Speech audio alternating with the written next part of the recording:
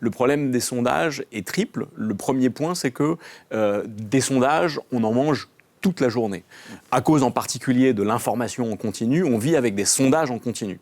Et donc on mange 3 ou 4 sondages par jour, et donc par définition à la fin, trop de sondages tuent la crédibilité des instituts de sondage. L'opinion qui voit passer tous ces sondages se dit tout ça c'est un peu n'importe quoi, et en réalité on leur fait dire ce qu'on veut bien dire. Ça alimente une espèce de fond, encore une fois, un peu complotiste, de défiance généralisée où les instituts de sondage sont au service de tel ou tel. Première chose.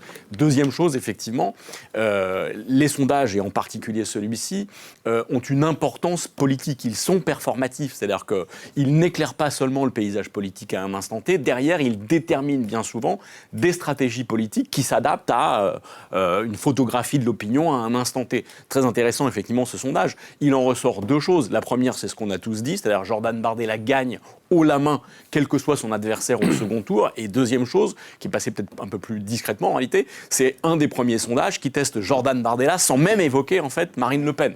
Et donc, presque inconsciemment ou de façon subliminale, on est face à un sondage qui tourne la page de Marine Le Pen. Donc par définition, c'est un sondage qui a une importance. Et dernier point, on se dit que des sondages sont là pour éclairer l'opinion. Ils l'éclairent, mais bien souvent, ils la façonnent. Aujourd'hui, on ne peut plus ausculter la société française ou penser à un problème de la société française sans en passer par le diagnostic ou le prisme de l'archipélisation. L'archipélisation et puis derrière, qui est venue la décivilisation, ce sont des sujets qui ont fini par enfermer, encager nos représentations et y compris structurer le débat public.